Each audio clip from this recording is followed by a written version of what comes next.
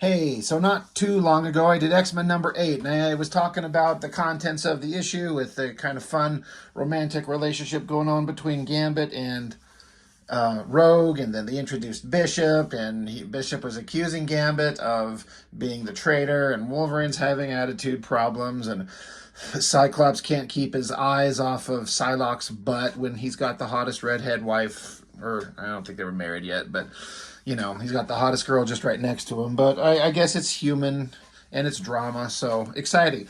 I kind of forgot that led into like a crossover. I mean, I didn't forget, but I knew it crossed over with Ghost Rider. But I forgot that that issue then picked up in a Ghost Rider issue, and then that story then picks up in the next issue of X-Men. So X-Men number 9 here, because they were about to take off to go to New Orleans and solve some clan problems that Gambit's former family and life was having to deal with. Well, we miss all that. I mean, because it happens in Ghost Rider. Now, I do have those somewhere. I don't know where they're at. I got too many comics, and it's too cold and snowy outside to go digging into my shed outside. So we're just going to jump back into the X-Men story, because it's X-Men and it's Jim Lee. Jim Lee, plot and pencils. Scotty Lobdell, script. Lee and T-Bert. Lee and T on finishes. Kind of the same thing. I feel like I can tell in places where it's T-Bert doing the inks, and there are other places where Jim Lee's doing the inks himself. I think Jim Lee, his work looks better inked by himself than with T-Bear. It's just my opinion on that. But the X-Men team, they go to New Orleans, they get into this underground cavern. Ghost Rider's there for whatever reason, and then I guess they run into the Brood. So, for those who don't know, I only know a little bit about the Brood, but this basically they're kind of like the Xenomorphs in a way. These like alien bug creatures that I don't even know what they can do. They're just kind of these gross bug monsters. I want to say that they can kind of possess your body, like somehow absorb into you, something like that. Because one of these Brood creatures, yeah, they star-spanning race of homicidal aliens known as the Brood. But this thing is like possessing and taking over the body of Ghost Rider. And so we have a Brood-infested Ghost Rider. I guess that's cool. I kind of feel like, I don't know, the idea of like space aliens, they should be able to like conquer and take over, human beings in the real world and outdo us with technology or biology. But like Ghost Rider's a demon from hell. This is like magical world. I don't know that.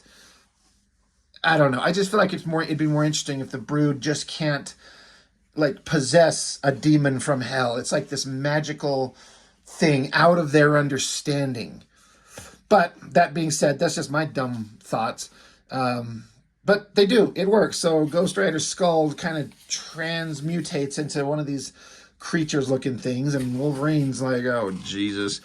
It's going to take a lot more than bones and brimstones to shake us off your sleazoid tails. So they're called the Brood, but the X-Men, for some reason, I think Kitty Pryde gave them the nickname Sleazoids, something to that effect. I think it's really stupid. But they will use that name several times. But anyway, they're in these underground caverns, and here comes a giant alien bug creatures. All right, X-Men, let's start kicking the shit out of them.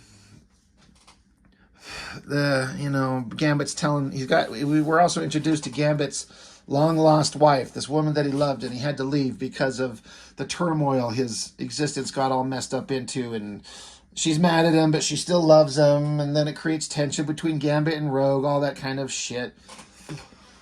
He say, behind me, Bella Dawn, and she's like, behind yourself, Remy. You might be setting Rogue's heart all aflutter wit you coming to the rescue if, but this girlie ain't impressed. I hate it when they do this, dialect in the text boxes. I get that they're trying to make it sound like they're all not speaking with the same voice, but it doesn't work for me. It always sounded weird. I guess she's got superpowers now, and Gambit's like, you got to tell me where you got those powers from. Whatever. Cyclops is yelling, enough grandstanding, people. There's a reason we're a team. Form on me and take a shot at anyone not in uniform. And Psylocke's like, speaking of which, where's Jubilee? Cool World. What a weird, like, mind fuck. I should get high one of these days and watch that, see if it's any better. There are parts of it that are crazy awesome, but it was too weird. Anyway, alien Ghost Riders comes busting down on Jubilee. Beast saves her. There's some funny banter back and forth. Wolverine's chopping the shit out of him. Wolverine's getting a little bit out of control and starts throwing these bug things up against the structural supports of this underground structure that they're in. And somebody, I'm not sure who's yelling it because they're all in silhouette, saying, hey, be careful, you numbnuts. You're going to crash this whole place down on us, which happens. The floor gives way. Crash down, and Gambit's ex-girlfriend, Belladonna Boudreaux, they're having a little moment. She slugs him. She yells at him because, oh, we were supposed to be a thing, but you left. You abandoned me. But Gambit turns on the charm and looks at her with his buggy, weird red eyes, and he broods and looks, brood. Dark shadows, and he starts making out with her. They're like, you know what? We got a private moment. Let's just have a little quickie. Let's go fuck in the bathroom or something like that while we have a minute. Meanwhile, Beast, he's hanging out. He's picking himself up, and Wolverine's had kind of a rough go at it in the X-Men comics and the Wolverine comics, and Beast is alluding to that. He's like, I know you've been having a rough time, but if you're diving at me with a murderous look on your face, but no, Wolverine's actually going for alien Ghost Rider behind Beast, and Wolverine's like, dude, shut up, pay attention, like, let's fight. We got bad guys to take down. Wolverine keeps chopping away at him and just having a great time at it.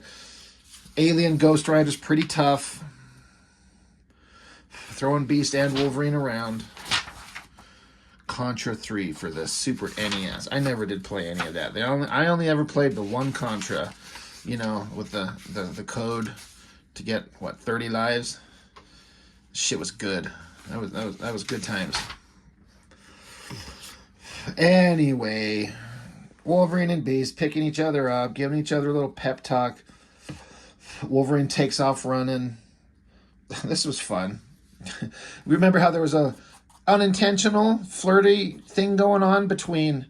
Well, all right, I take that back. There was not a flirty thing going on. Just Psylocke is hot, and Cyclops couldn't help but notice. But he, like a dumb shit, he noticed right in front of his hot redhead mind-reading girlfriend, and she kind of got mad at him. But Psylocke hadn't done anything. She just looks hot. She can't help that she's like the sexiest woman on the face of the planet. So, wasn't her fault. Right up until here, he's helping her out of this hole in the ground, and Cyclops is like, hey, give me your hand. She's like, my hand, Scott, separated from the others, just you and I. And she's like touching him on his chest. She's like, and all I can interest you in is my hand. And he starts stuttering, she says, Betsy? And he's like, booty play? She's like, yeah. He's like, we've got a job to do. And she's like, my thoughts exactly. He said, I meant finding the others and a blowjob. And she's like, so did I. So I bet they went off. They snuck off and went fucked in the bathroom or something like that, right? I mean, why not? I'm just making up moments in between the panels here. But being for real, I'm just going to stop being like childish and stupid. I didn't like that Psylocke was like flirting with Cyclops. Like, he's in a relationship. Like, that's fucked up. And Psylocke has been kind of cool. She's been kind of mysterious since she's been reborn by the Hand as this ninja. We don't know much about her, but she's always been a good person so far. Mysterious and not really understood, but a good person. Suddenly she's rubbing up on Cyclops' one-eyed junk. I was like, damn, that's not cool. Jubilee's running around. I always like this panel with the lighting from her little explosive finger jizz things. That was fun. And there's people trapped in these alien egg sacs or something like that. Rogue shows up. They free all these people. And alien Ghost Rider shows up again. And the fight continues. Cyclops shoots him. You know, just fight, fight, fight. Doesn't everyone gets blasted with these energy beams, but no one ever gets hurt. This is interesting. I think Jim Lee was on like I want to have a big pan of people kicking kick. Kicking someone there. Psylocke kicking someone there. Cyclops getting chopped up and then an arm lock from Alien Ghost Rider. Oh, Gambit shows up. Now he blasts someone off. I guess he's probably fine. I mean, he's a demon from hell possessed by an alien, so I guess conventional, you know, injuries don't affect him. But there's Gambit looking kind of cool. I still maintain I'm probably in the minority on this. I think his outfit looks weird. It doesn't make any sense. It doesn't make sense why he would be wearing something like this. I mean, it's one thing to be wearing a uniform or something like that. I don't know. And again, you could say that about everyone's outfits. Why does Wolverine's outfit, like, how does that make sense? It doesn't, but I don't like Gambit's outfit. I was kind of blinded by the fact that Jim Lee can make anyone look awesome, which is what he's done here. So Gambit's former hot babe, she throws up some energy gang signs, and Psylocke comes up behind him, and she gets the focused totality of her telepathic powers, blasts him right in his alien skull demon head. I always liked this. So I guess they go into like the astral plane, the mind world, whatever. But she's seeing like ghostly images of original. Oh my God, what's his name? The guy who was the original host of Ghost Rider. Johnny Blaze. Jesus Christ. You know, she's seeing this stuff, but I like the visual representation of Ghost Rider just sitting here, and this alien brood thing has just got a bite on him, like on his shoulder, but it's just like he's got a bite on him, and that's the visual representation of his body being possessed. And I always thought that this skull was drawn really well. I mean, I think that looks really neat. But Elizabeth Braddock cannot hear her leader's words of caution over the sound of her own psionic scream. Because, of course. Anyway, she's in the astral plane, and she's trying to free Danny Ketch, the current host of Ghost Rider. Somehow, Gambit's Cajun girlfriend is there, too. And they're like, how the hell, where do you have all these powers? And she's like, I don't know. I've just got all these abilities, and I don't even know the limit of them. Okay, that's a convenient excuse.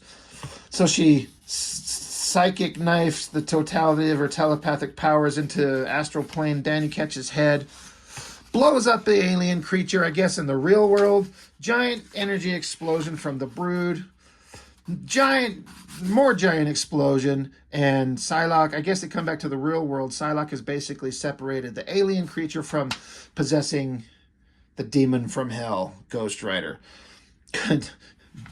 Psylocke says, Ghost Rider, rest a moment. And Ghost Rider says, vengeance is a cruel mistress woman. She waits for no one. Yeah, you tell him. So then we got the X-Men standing there looking awesome, because that's how these comics work. We got to stand there and flex and look cool.